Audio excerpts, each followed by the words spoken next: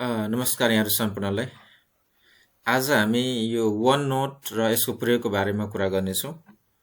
वन note यदि तपाईँहरूले computer चलाउनुहुन्छ भने, यदि तपाईँहरूले विशेष कामको लागि आफ्ना सम्पूर्ण फाइलहरू, चाहे त्यो डकुमेन्ट होस्, माइक्रोसफ्ट वर्डमा होस्, चाहे एक्सेलमा होस्, चाहे पावर पोइन्ट होस्, चाहे कुनै लिङ्कहरू होस्, सबै कुरालाई चाहिँ आफ्नो प्रेजेन्टेसनको लागि, आफ्नो वर्कसपको लागि, आफ्नो कन्फरेन्सको लागि एकै ठाउँमा नहराओस् भनेर धेरै जसोले बुझ्नुहुनेहरूले चाहिँ के गर्नुहुन्छ भन्दाखेरि उहाँहरूले वन नोटको प्रयोग गर्नुहुन्छ। यहाँहरूले पनि वन नोट पक्कै पनि प्रयोग गर्दै आउनुभएको छ होला। आज हामी यो वन नोटको बारेमा कुरा गर्नेछौँ र यो वन नोट चाहिँ कुन कुन भर्जनमा चाहिँ प्रिइन्स्टल हुन्छ अथवा कुन कुन भर्जनमा चाहिँ यो इन्स्टल हुँदैन, छोटो रूपमा यसको बारेमा चाहिँ हामी आज बुझौँ। सामान्यतया के हुन्छ भन्दाखेरि विन्डोज 10 हैन, विन्डोज 10 छ भने विन्डोज 10 र 10 भन्दा माथिको विन्डोज 11, 12, 13 हैन, यसरी चाहिँ माथिका विन्डोजहरुमा चाहिँ तपाईको वन नोट चाहिँ प्रिइन्स्टल हुन्छ, अलरेडी त्यहाँ हुन्छ। हामी हेर्न सक्छौं Windows 10 onward OneNote comes preinstall भनेको छ यहाँनिर हैन। Name OneNote for Windows 10, Windows 10 मा पनि हुने गर्छ।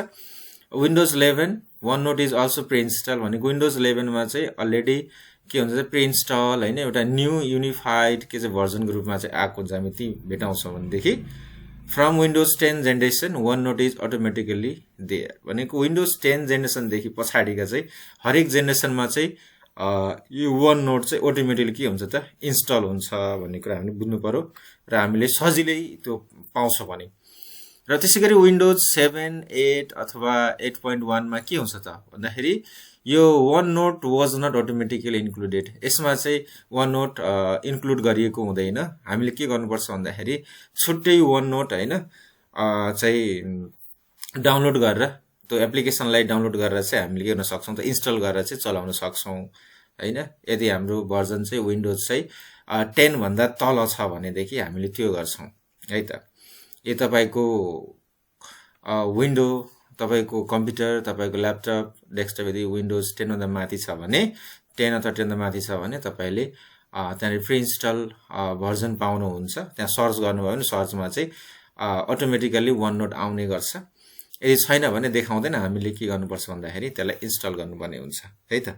अब हामी वन नोट तिर लाग्छौं।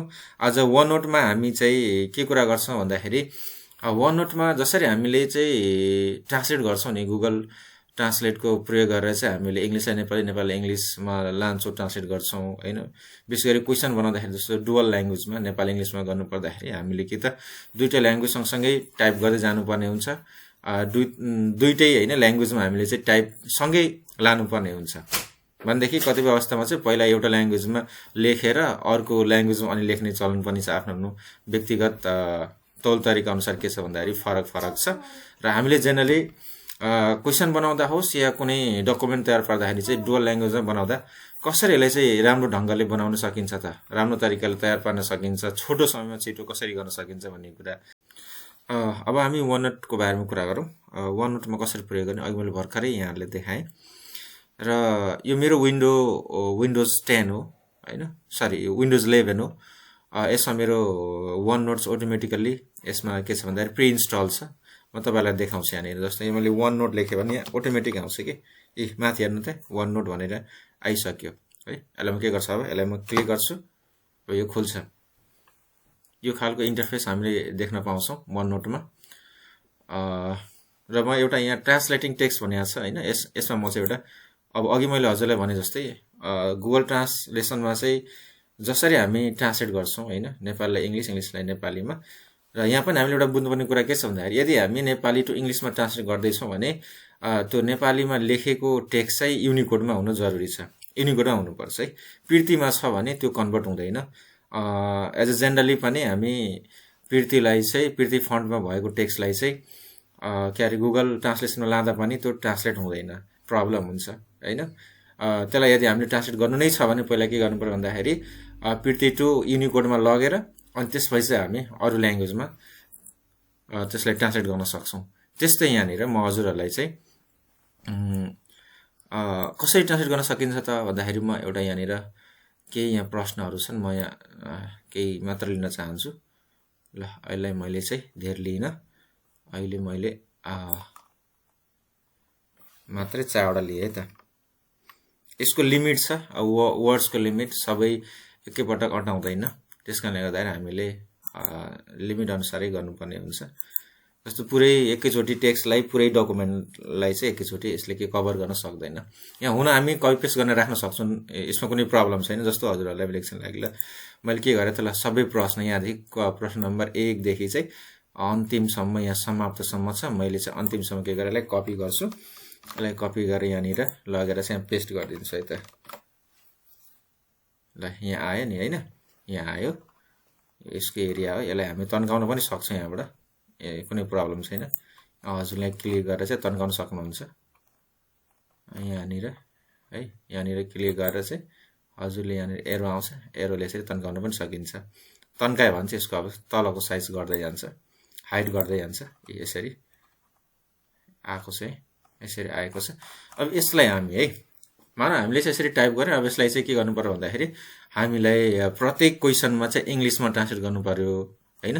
भने लाग्छ भने के गर्नु भन्दाखेरि सम्बन्धित क्वेसनलाई के गर्ने त, हामीले यसलाई सेलेक्ट गरिदिने। हाम्रो क्वेसन कहाँसम्म छ त भन्दाखेरि पहिला फर्स्ट क्वेसन यतिसम्म छ पहिला होइन, मेन रुट क्वेसन यतिसम्म छ, अनि सब क्वेसनहरू तल छ। पहिला रुट क्वेसनमै लेखौँ। ल मैले यसलाई सेलेक्ट गरेँ है, सेलेक्ट गरेँ र कहाँ जान्छु भन्दाखेरि यहाँ रिभ्यू भन्ने छ, हजुर रिभ्यूमा जानु होला। अनि यहाँनिर हेर्नुहोस् त यहाँ ट्रान्सलेट भन्ने छ, यहाँ ट्रान्सलेटमा जानु होला। म के गर्छु त, ट्रान्सलेट सेलेक्टेड टेक्स्ट गर्दा त ट्रान्सलेट पेज गर्दा पनि हुन्छ, केही फरक पर्दैन। तर यहाँ म सेलेक्ट गरेको टेक्स्टलाई मात्रै के गर्छु त, ट्रान्सलेट गर्छु, किनकि 1 बाई 1 सबैमा गर्नु छ नि त होइन। एकैपटक हुँदैन है, हजुरले के भन्नु भन्दाखेरि एकैपटक सेलेक्ट गरेर चाहिँ सबै ट्रान्सलेट हुन्छ होइन। ट्रान्सलेट हुन्छ, नहुने होइन, हुन्छ। तर हामीले यहाँनिर यो त्यसको ठ्याक्कै जस्ट तल राख्नुपर्ने भएको कारणले गर्दाखेरि चाहिँ हामी के गर्छौँ त, रिलेटेडलाई मात्रै के गर्छौँ त, हामी यसलाई ट्रान्सलेट गर्छौँ। त्यसकारण सेलेक्टेड टेक्स्टलाई मात्रै गर्ने, यसरी क्लिक गर्ने, यसरी तातिर चाहिँ एउटा यसरी खुल्छ। यसरी खोलेपछि अब तपाईँले के गर्न सक्नुहुन्छ भन्दाखेरि कसको तल राख्ने त, यसको तल होइन। अब यहाँ ई छ नि, ईको तल यहाँनिर इन्टर हानिदिनुहोस्, यहाँ यो नम्बर 2 लाई हटाइदिनुहोस्, ठ्याक्कै यसको तल राख्ने भने यसलाई इन्सर्ट, यहाँ साइडमा हेर्नुहोस् त इन्सर्ट हो, यो इन्सर्टलाई क्लिक गर्नु त ठ्याक्कै क्वेसन त्यहाँ गएर बस्छ। हेर्नुहोस् कति मजाले क्वेसन बस्छ। अब हामीले के चाहियो, ए नम्बरको निकाल्नु पर्यो नि त होइन। ए नम्बरको निकाल्नु पर्यो भने अब हामीले के गर्ने त, एलाई सेलेक्ट गर्ने, एलाई मात्रै सेलेक्ट गर्ने है। हामी एलाई मात्रै सेलेक्ट गर्ने, एलाई मात्रै सेलेक्ट गर्ने र एलाई सेलेक्ट गरेर के गर्ने त अब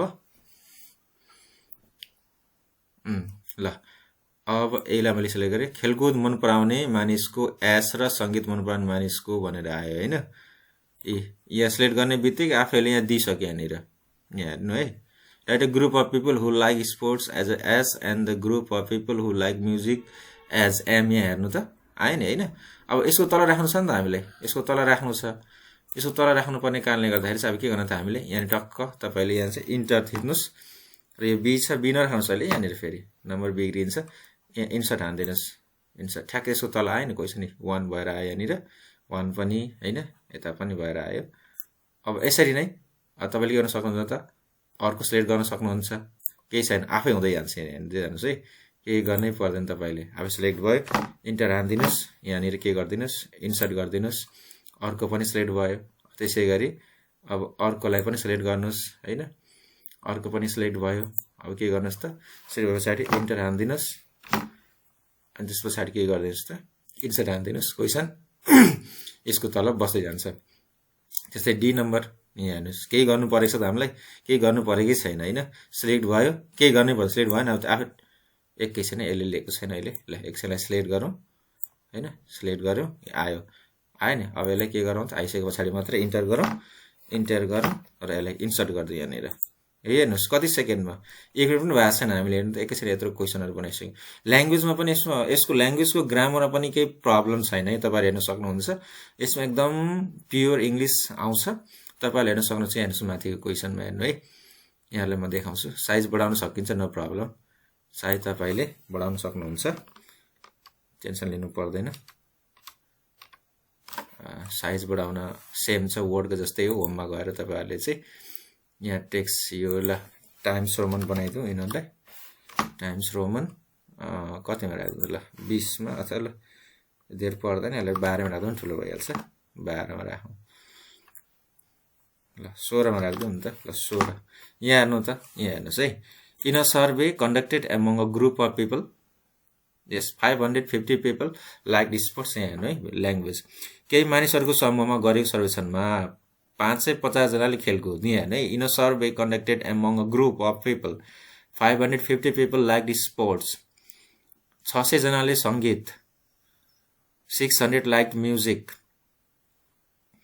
350 जनाले दुवै मन पराए 350 लाइक बोथ हैन हेर्नुस् त language both but both 200 like these अब तलको कन्डिसनहरु छ नि त हैन दिज के त भन्दाखेरि पहिलो छ पहिलो ग्रुप यहाँ हाम्रो के छ भन्दाखेरि पहिलो ग्रुपमा हाम्रो रहेको छ यसलाई पनि चेन्ज गरिहालौं टाइम्स बनाइहालौं र यसको साइज पनि बढाइदिउँ 16 मा 16 मिलाउन सक्नुहुन्छ इजिली नो प्रब्लम यहाँ हेर्नुस् कति मजाले मिलाएर भनेको छ right the group of people who like sports and the group of people who like music as M in the numerical code of the group of people who like both the जान्ड भने दुवै विधा मन पराउने भन्न खोजेको नि त जान्ड नै हो नि त हैन यहाँ हेर्नुस् त खेलकुद मन पराउने मानिसहरूको समूह एस र संगीत मन पराउने साथीहरूको समूह एम मानी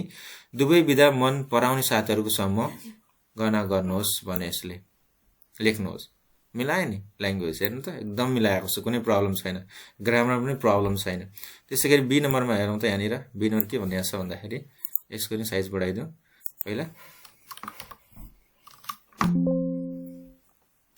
सरी यहाँ मिस्टेक भयो होममा जो टाइम्स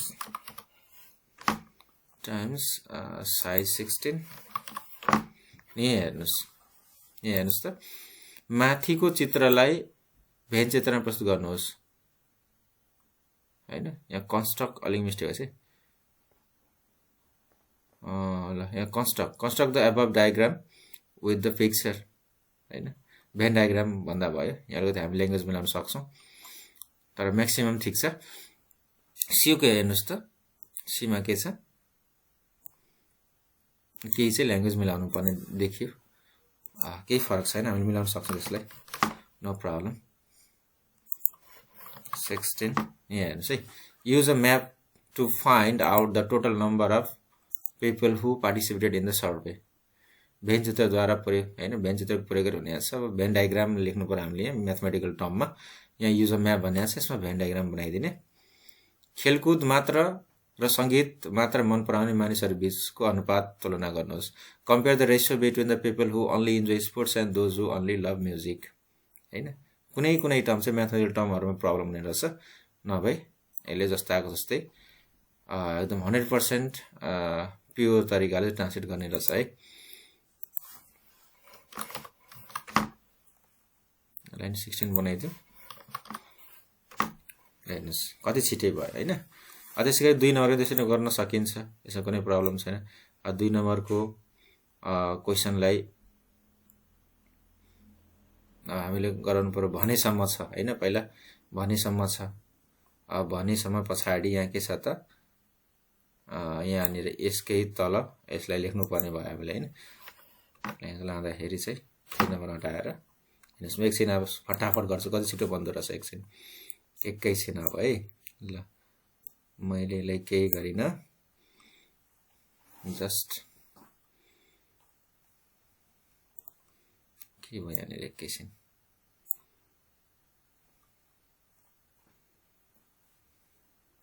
हल्का यहाँ प्रब्लम भइरहेको छ अलिकति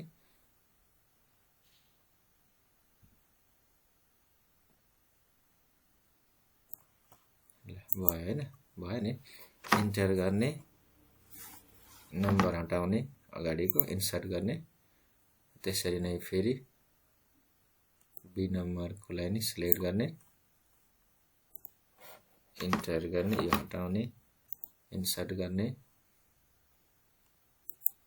त्यसैगरी यसलाई पनि के गर्ने त सिलेक्ट गर्ने यसरी सिलेक्ट भयो हैन सिलेक्ट गर्ने ल सिलेक्ट गर्ने, यसलाई के गर्ने इन्टर गर्ने, हटाउने, इन्सर्ट गर्ने। त्यसै गरी डी नम्बर 2 को डी हैन। ल यो पनि ओके भयो, ओके इन्सर्ट। त्यसै गरी 3 नम्बर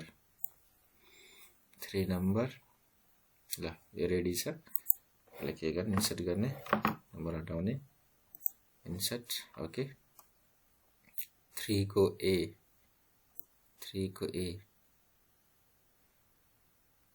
यसै तपाईले चलाउनु होला। यहाँ बसेपछि चाहिँ अनि टक्क छोड्ने, यसो गर्ने, त्यस पछाडि यसलाई इन्सर्ट गरिदिइहाल्ने है। ल म अब एउटा मात्र गर्छु है त।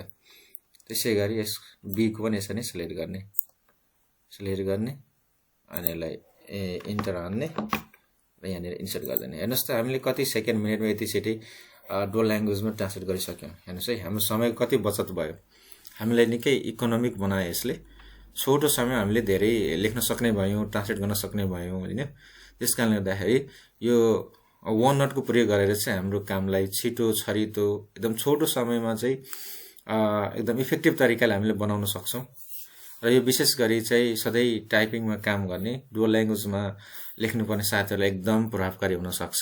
र भोलि म अर्को भिडियो लिएर पक्कै पनि उपस्थित हुने नै छु। त्यसमा चाहिँ हामीले जस्तो हामीले इमेज खोज्दाखेरि, पिक्चर खोज्दाखेरि हैन, डायग्रामहरू बनाउँदाखेरि हामीलाई प्रब्लम हुन्छ नि, कसरी चाहिँ हामीले त्यो सजिलै यहाँनिर भेटाउन सक्छौँ हैन, त्यस बारेमा कुराकानी गर्ने नै छौँ।